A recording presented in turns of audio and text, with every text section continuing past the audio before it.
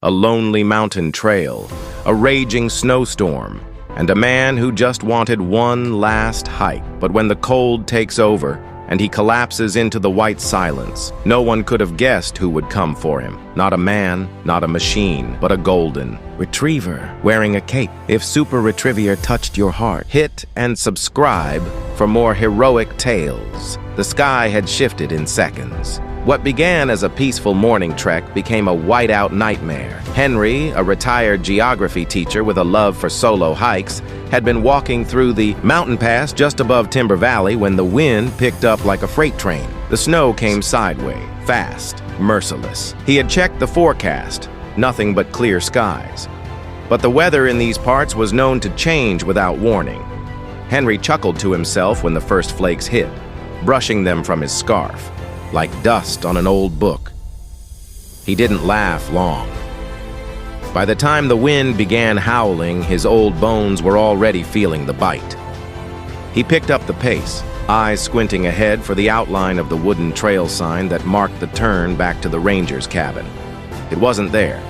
Everything was white. Snow crunched beneath his boots, then slipped. He fell once, stood up, took 2 steps, fell again. This time he didn't rise. Henry's breath turned ragged. His hands trembled. His heart beat slower than it should. He thought of his wife, gone 2 winters ago. Thought of his grandson, who begged him not to hike alone. "I'll be fine," he'd told them. Now, lying half-buried in a growing blanket of snow, he wasn't so sure. He reached for his phone. Dead. Frost had killed the battery. The world faded into a blur of white and wind. No more pain. No more struggle. Henry's body stopped fighting. But miles away, something stirred. SuperRetrivier was resting under a pine tree near a campfire, surrounded by scout kids roasting marshmallows. The golden retriever in a Superman cape had been the highlight of their weekend. He had performed rescue drills with his trainer, barked on cue, even posed for photos. But now, his ears shot up. He stood. He sniffed the air. There was something wrong. A soundless instinct filled his golden chest. Without warning, SuperRetrivier bolted into the snow, leaving behind confused voices and trailing smoke from the campfire. His cape flapped wildly behind him as he dove into the blizzard. He didn't know where he was going. He just knew someone needed him. And the clock had already started ticking. The snowstorm howled like a wounded beast, gnashing its icy teeth across Timber Valley. Visibility dropped to almost nothing. Trees were reduced to pale shadows. Even the birds had gone silent. But through the roar of the wind, SuperRetrivier ran. His golden fur, now frosted at the tips, shimmered with flakes. His blue Superman cape flapped wildly behind him, a blur of color against the whiteout. The scouts and campfire were long gone now. Only instinct guided him forward.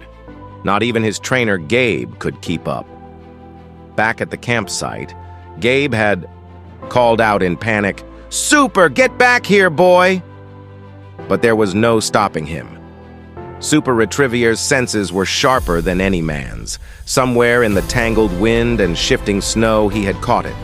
The faintest scent of distress.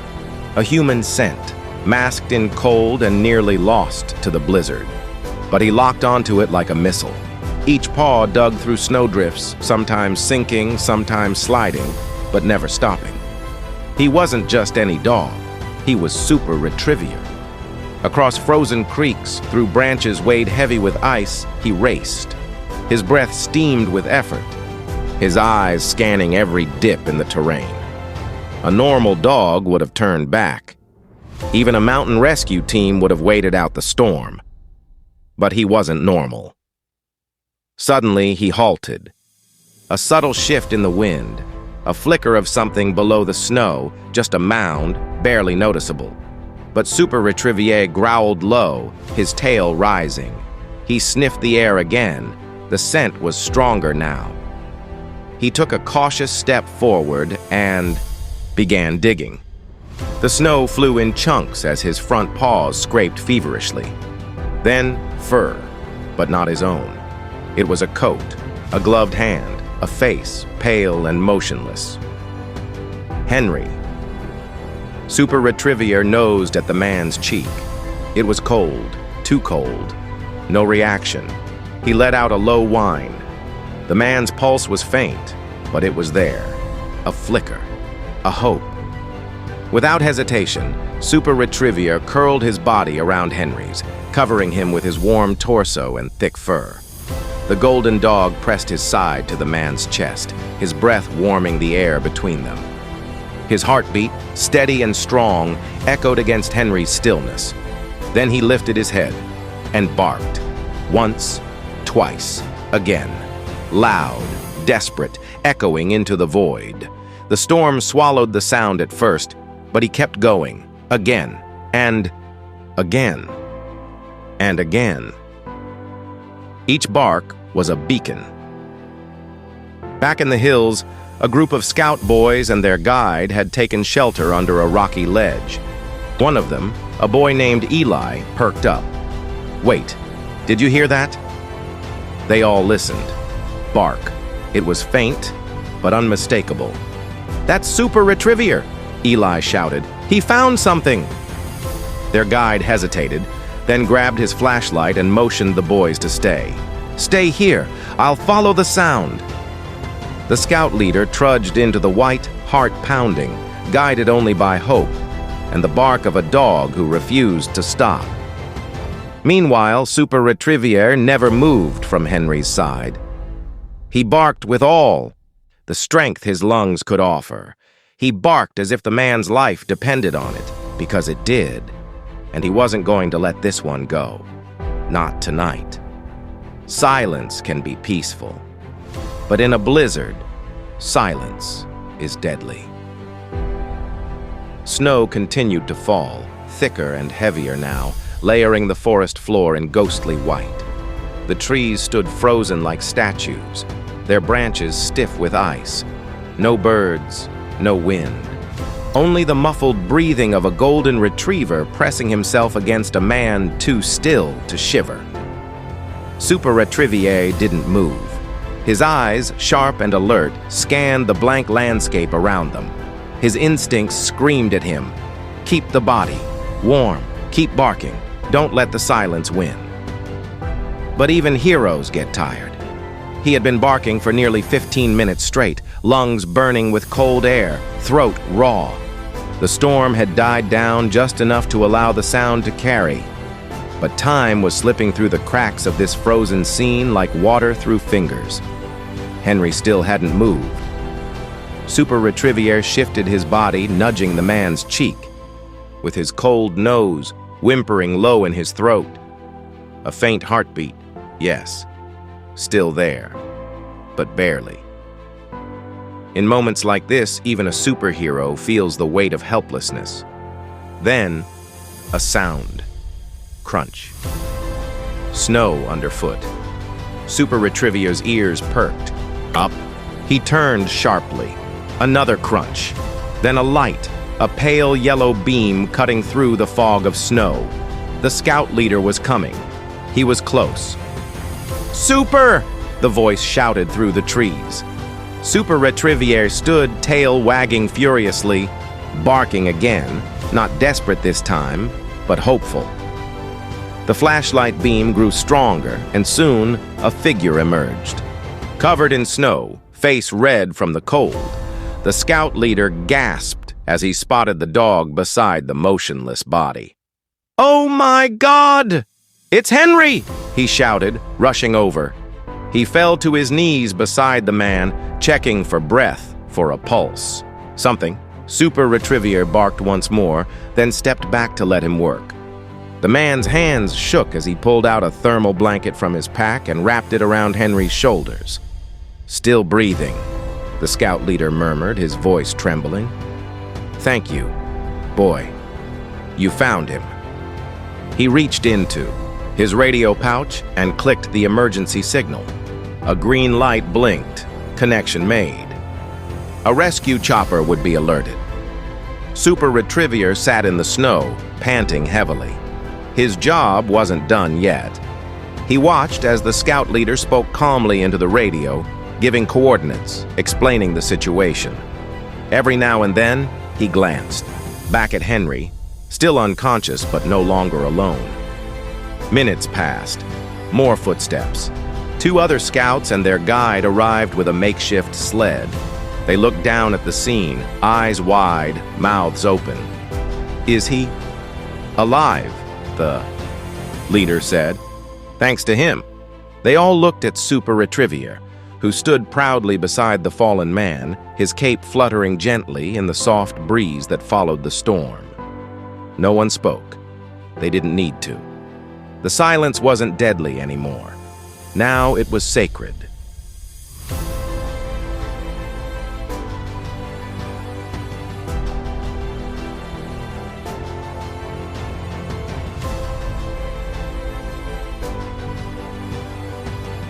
Before the silence was broken, before the flashlight cut through the snow, there had only been instinct. When SuperRetrivier first left the safety of the campsite, there were no clear signs, no cries for help, no scent trail strong enough for most animals to notice. But SuperRetrivier wasn't like most animals. He had been trained to detect human presence even in the harshest conditions. Yet this time, it wasn't just training that guided him. It was something deeper, something unexplainable, something heroic. Backtrack to earlier that afternoon. The storm hadn't hit yet. The scouts were gathered around the fire, laughing, roasting marshmallows, while SuperRetrivier lounged nearby, tongue out, eyes closed. The golden retriever had been enjoying his moment of peace, his cape tucked under his belly as the cold wind began to whisper through the trees. That's when he felt it. Not a smell, not a sound, a feeling, like a thread had tugged at his heart. A signal that something out there wasn't right. He stood up slowly, ears turning. The others barely noticed as he stepped away from the fire's glow and sniffed the air. Snow had just started falling. He took off. Paws pounding across the icy earth, muscles surging under his golden fur. He cut through thickets and drifts like a bullet through fog. Occasionally he'd pause, nose to the ground, eyes focused, body tense. A footprint, half covered, a hint of sweat in the air, cold and fading. Human. He followed. The scent was so weak it might as well have been a memory. But to SuperRetrivier, that was enough. Each flake of snow threatened to erase what little trace was left, but he outran the storm. He raced around a rocky ledge, across a frozen stream, down a ravine carved out by centuries of melted snow. Then, a scarf. Caught on a low branch, red and woolen fluttering faintly in the wind. He stopped, sniffed, confirmed. Close. He barked once, softly, just to check if there was a reply. None, but that didn't stop him. He pushed forward, muscles burning, his breath short and white, in the cold air. Then, he saw it. A mound in the snow, barely visible from the slope above. It didn't look human at first, just a shape, but the way the wind curled around it, the stillness of it, sent a chill through his chest. He slid down the hill. One sniff, and he knew. It was a man. He didn't recognize the scent, but that didn't matter. This man was cold, too cold, and alone. SuperRetrivier didn't hesitate. He dug, he barked, he pressed his body against the fallen figure and stayed there, refusing to leave. He didn't know if anyone would hear him. He didn't know if help would come in time. But he had followed a fading scent into a blizzard and found someone who needed saving, and that made him a hero. Henry's body was shutting down. Lying motionless under the thickening snow, his breathing slowed. His skin had turned pale, almost bluish, and the natural warmth of life had begun to retreat from his limbs. His pulse was weak, a distant drum fading in the cold. The signs were clear. Hypothermia was setting in, and he was alone. Except he wasn't. SuperRetrivier crouched over him, a golden shield against the cold. The dog pressed his thick-furred side against the man's chest and curled around him, creating a cocoon of body heat. The cape that once flapped in the wind now blanketed part of Henry's torso, catching snow like a soft tent. Minutes ticked by. SuperRetrivier's breathing was steady, controlled, slow enough to conserve energy but sharp enough to stay alert. His ears twitched at every gust of wind, every snap of a distant branch, but he never moved more than an inch from Henry's side. A part of him knew what he was fighting. It wasn't just the snow, it wasn't just the cold, it was time. Hypothermia was cruel. It didn't come with loud warning signs. It came quietly. First, confusion, then numbness, then the body gives up. Henry was on that edge, that razor-thin line between life and silence. But SuperRetrivier wasn't going to let him cross it. He barked again, louder than before, his voice echoing through the trees. The sound carried better now that the wind had eased, slicing through the frigid air like a signal flare. He barked 3 times, sharp, rhythmic, determined. He paused, listened. Nothing. He barked again. A bird startled from a branch and flew off into the gray sky. Still no answer. He lowered his head and nuzzled Henry's cheek, his breath forming. Tiny clouds over the old man's face. The man didn't respond, not yet, but something flickered, a twitch in a finger, a shift in breath. It was working, but it wouldn't last long. Back near the scout group's shelter, the barking finally reached Eli, the sharp-eared boy who had bonded with SuperRetrivier over the weekend. Eli's head snapped up.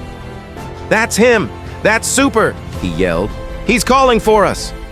The scout leader grabbed his gear. "Let's move! That's not a warning bark! That's a call for help!" The small rescue group gathered, their sled, flashlight, and thermal blankets. The storm had weakened just enough to travel, but visibility was still poor. Every step forward was a battle. But they didn't stop, because they weren't just looking for someone. They were answering a call from a hero. Back in the forest, SuperRetrivier stayed low, shifting only slightly to keep the man's chest covered. His heart pounded with purpose, as if trying to will Henry's heart to do the same. Then, faint footsteps. He lifted his head. Snow crunched, branches parted, a beam of light cut through the trees. And then, voices. He barked again, just once. A signal. They had made, but the battle wasn't over yet. Henry's body lay still, but something had shifted. A flicker beneath his eyelids. A shallow gasp, nearly lost in the wind. Signs that he was hanging on, barely. SuperRetrivier didn't stop. He nestled closer, pressing his warm side to the man's torso like a living heater. Every breath he exhaled pushed warmth toward Henry's face. He licked the old man's cheek gently, trying to stir any trace of response. Then came the sound. Footsteps, closer now, crunching through the snow. Voices. "Over here! I hear him!" The golden retriever barked, loud and clear. It was no longer desperate, it was urgent. He turned his body slightly so his bright blue Superman cape was visible through the thicket, fluttering faintly in the wind.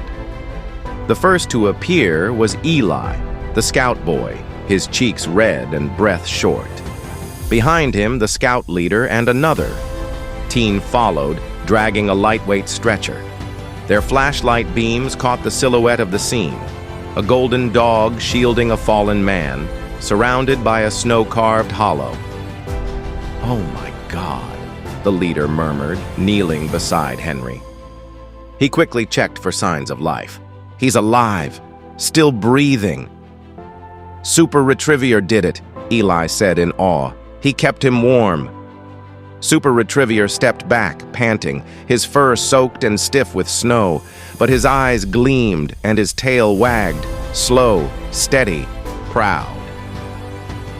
"Let's get him wrapped," the leader said, pulling a thermal blanket from his pack.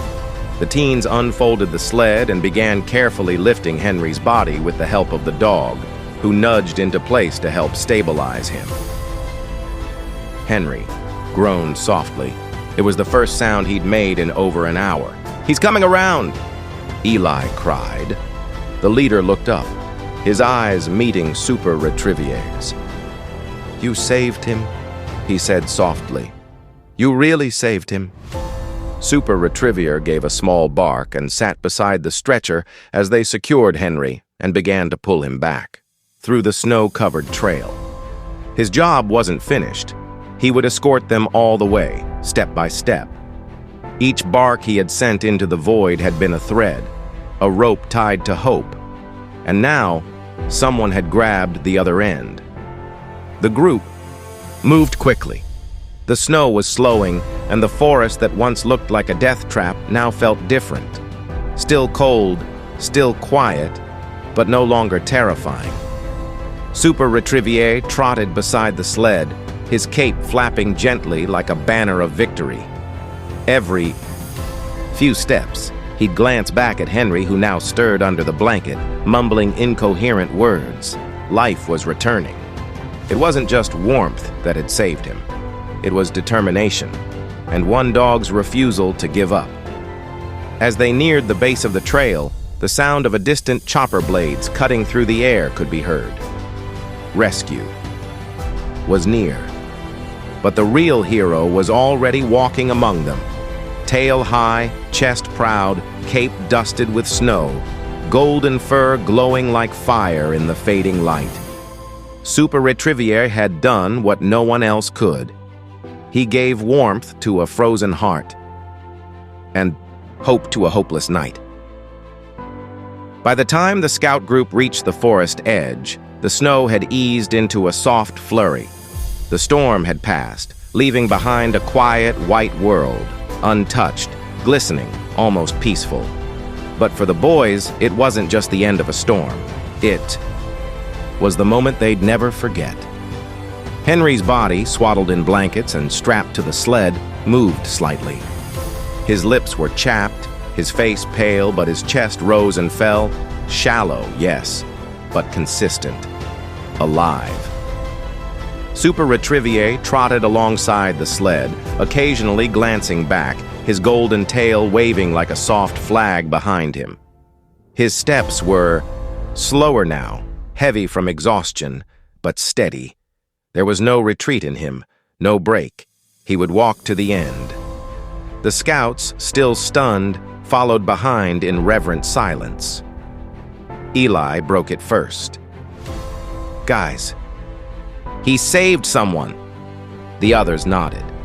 "He didn't just find him," another said. "He kept him alive, alone, in a blizzard." The scout leader, still gripping the sled's front rope, looked back at the boys. "This," he said firmly, "is what real courage looks like. Not medals, not stories, but this, running into the storm, because someone needed you." They all looked at SuperRetrivier. He didn't bark. He didn't pose. He didn't even wag his tail much. He just walked beside the man he refused to let die. And that said everything. As they reached the clearing near the ranger station, the sound of helicopter blades roared overhead. A rescue crew was waiting, red jackets flashing under spotlights as they descended. Radios crackled, stretchers were deployed. "Vitals?" one paramedic shouted. "Pulse weak but stable," the scout leader responded. "Thanks to him." He pointed at SuperRetrivier. The medics glanced at the golden retriever, then back at the old man. "You mean the dog?" "No," Eli said, stepping forward, chest puffed with pride. "That's not just a dog. That's SuperRetrivier. The Paramedics chuckled, shaking their heads in disbelief. Well, whatever he is, he just bought that man his life back. They gently transferred Henry to a heated stretcher and began loading him into the helicopter. As the rotor blades picked up speed, SuperRetrivier stepped forward. He didn't bark. He just sat down at the edge of the landing pad, eyes locked on the man. A medic noticed and paused. Does he belong to someone? The scout leader smiled. To all of us, I think. As the chopper lifted into the sky, Henry's hand, wrapped in thermal gloves, twitched. Then slowly, it lifted and waved. It was weak, shaky, but it was a wave. Everyone watching froze. Eli raised both arms high in the air and shouted, "He sees you, Super! He knows you saved him!" SuperRetrivier's ears perked. He wagged his tail once, and for a moment, you could almost see him smile. The snow began to fall again, not as a storm, but gently, as if the sky itself was applauding, and the boys stood there in silence, watching their hero, not a man in a cape, but a golden retriever with snow in his fur and fire in his heart. They would never forget this day, because it wasn't the day they met a superhero. It was the day they walked beside one. The forest had gone quiet again, but this time it wasn't dangerous. It was the quiet that follows relief. That moment where your heart stops pounding, your hands stop shaking, and you realize you made it. But for the rescue team, there had been a critical moment before that, before the warmth, the cheers, and the helicopter lights. A moment that nearly cost everything. Because when SuperRetrivier barked, not everyone heard him right away. Backtrack 30 minutes, deep in the snow-covered woods, just after the storm broke.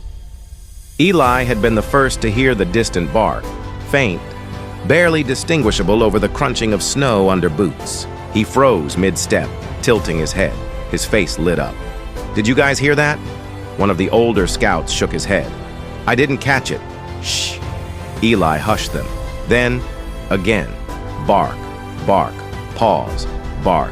That rhythm, he knew it. "It's SuperRetrivier," he whispered. "He's signaling." The scout leader looked up. "Which direction?" Eli pointed toward a dense cluster of snow-draped trees and a narrow ravine. "It's coming from there. I'm sure of it." "Let's move," the leader said immediately. They broke off from the main trail, forging through thigh-high snow, each step slow and deliberate. They moved as one, the scout leader in front, flashlight high, Eli behind him, followed by two others with the sled and emergency supplies. SuperRetrivier's barks grew clearer with each step. But it wasn't just about sound. The dog had created a path, shallow depressions in the snow where his paws had pressed, a broken branch here, a patch of melted frost where he'd paused. He had left a trail for them. At one point, the group reached a steep hill where the path narrowed between jagged rocks, a dangerous turn. The scout leader stopped, scanned the area, and spotted it. A red scarf caught on a bush halfway down the slope. "That's it," he said. "This is the right way." They slid carefully down, clutching tree trunks for balance. At the bottom, they found paw prints leading into a shallow hollow of snow. Then they saw it. Golden fur, a bright blue cape, and a man lying still beneath him. They all froze.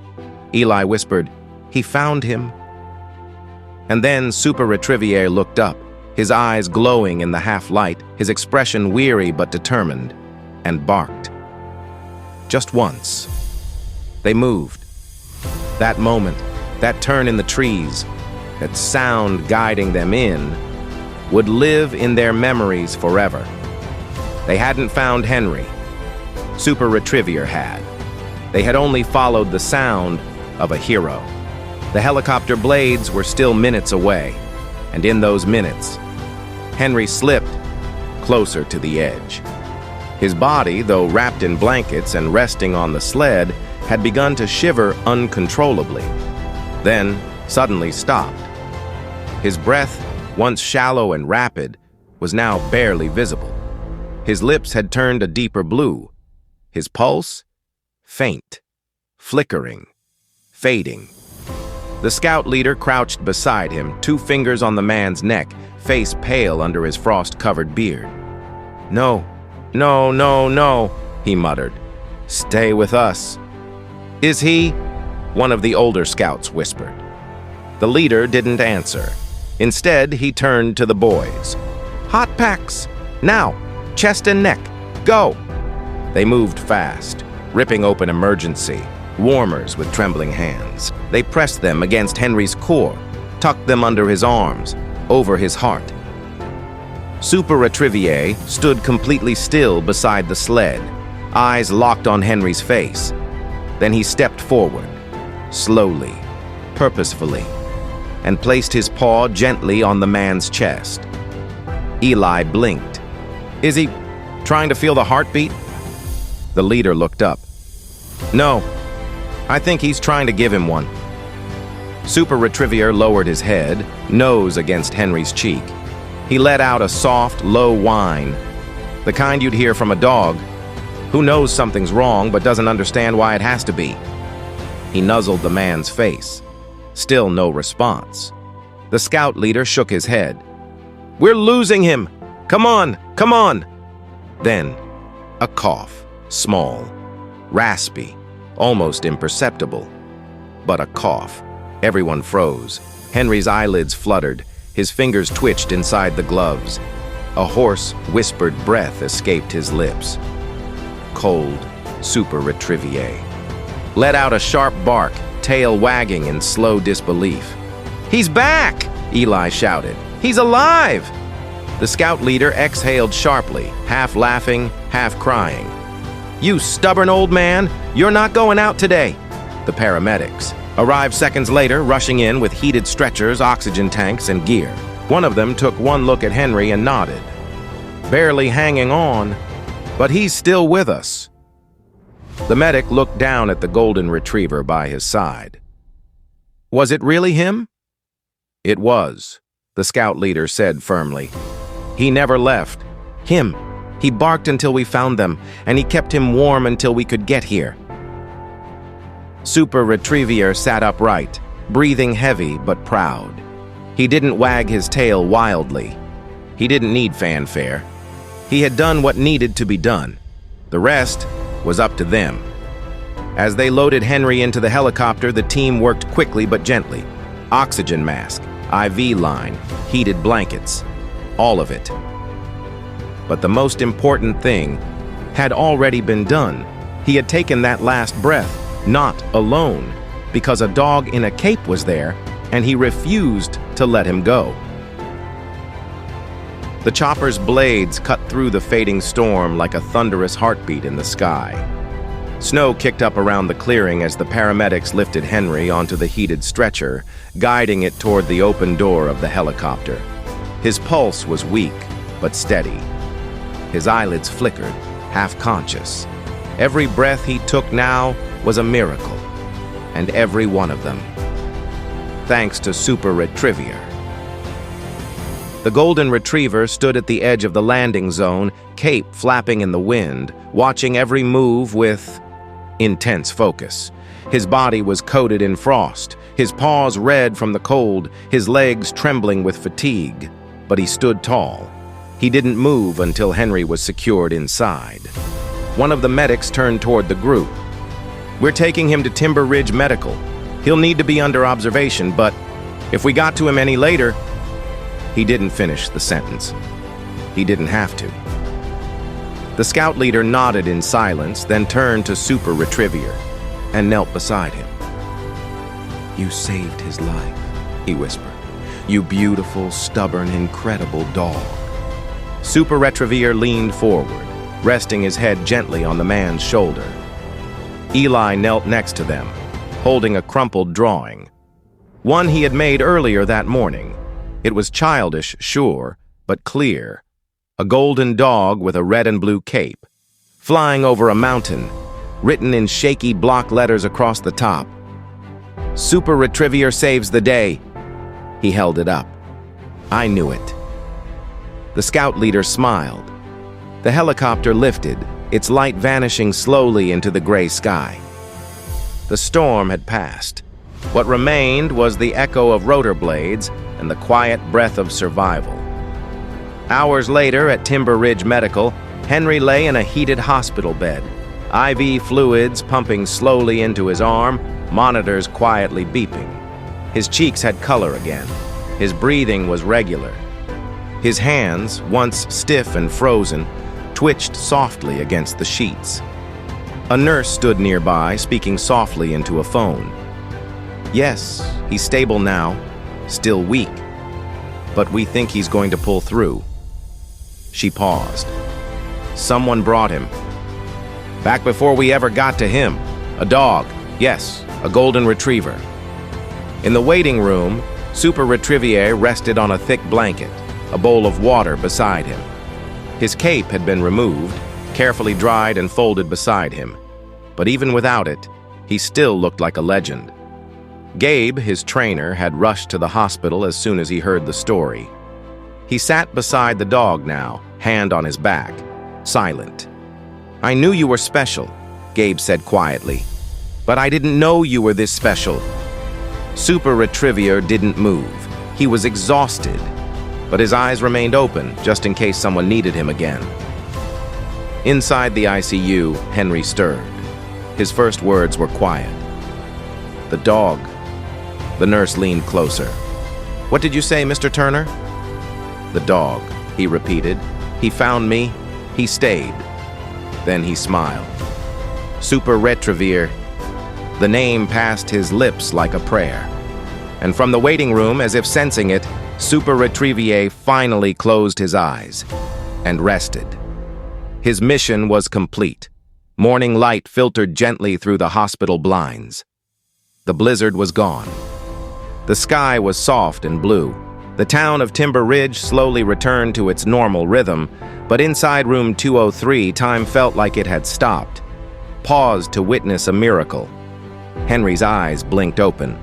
It was subtle at first, just a flutter, then a squint, then full awareness. He took a slow, shaky breath, the kind you only appreciate after knowing how close you came to never breathing again. Machines beeped steadily around him, warm air pumped gently through the room, and nurses moved like silent guardians at the edge of his vision. A doctor entered, clipboard in hand, but his voice was warm. Good morning, Mr. Turner. Henry cleared his throat. I made it? The doctor nodded. You certainly did, but it wasn't luck. Henry looked confused. Who? The doctor smiled and motioned to the window. You had a guardian, Angel, four-legged, golden, and very determined. Henry turned his head slowly. Outside, just beyond the glass, a familiar shape rested in the winter sun. A golden retriever, cape folded beside him, eyes closed in peaceful rest. SuperRetrivier. Henry's throat tightened. His eyes watered. He found me. The doctor placed a hand on his shoulder. He didn't just find you. He stayed with you. He barked until help came, and he kept your body warm. That's why you're here right now. Henry smiled weakly. That dog, he's a hero. No, the nurse added gently from the corner. He's SuperRetrivier.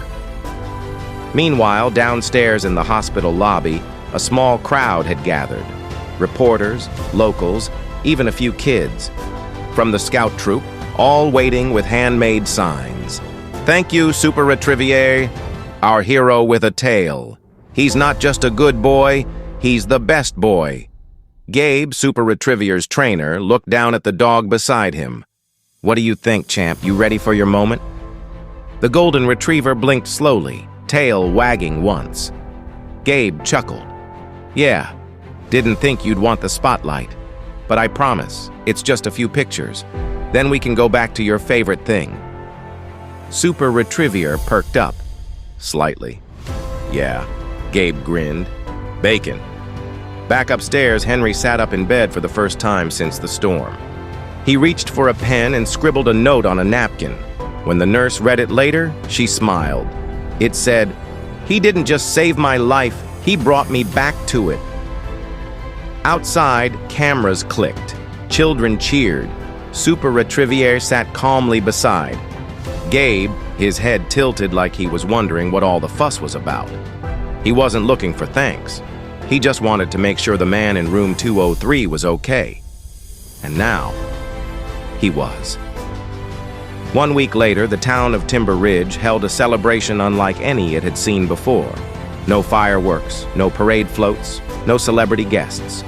Just a snowy park, a small wooden stage, a line of proud scout boys in uniform, and one golden retriever in a freshly cleaned Superman cape sitting center stage, head high, tail calmly wagging. SuperRetrivier. The mayor stepped up to the microphone, adjusting his scarf against the cold breeze. "We're here today," he said, voice rich with emotion, "not to honor just a dog, but a guardian, a rescuer, a hero in the truest sense." Applause erupted. SuperRetrivier blinked slowly, glancing at the crowd. He didn't seem entirely sure what was happening, only that people were smiling, clapping, and looking at him like he mattered. The mayor continued, "In the face of a deadly storm, one man was lost. He had no signal, no help. Time was running out, and no human knew where he was." A pause. But one dog did. Henry, wrapped in a heavy coat, stood shakily with help from his nurse. The crowd turned toward him and burst into applause again. His eyes filled with tears as he looked across the park, not at the stage or the people, but at SuperRetrivier. The golden retriever rose from his seated position and trotted slowly across the stage toward the old man.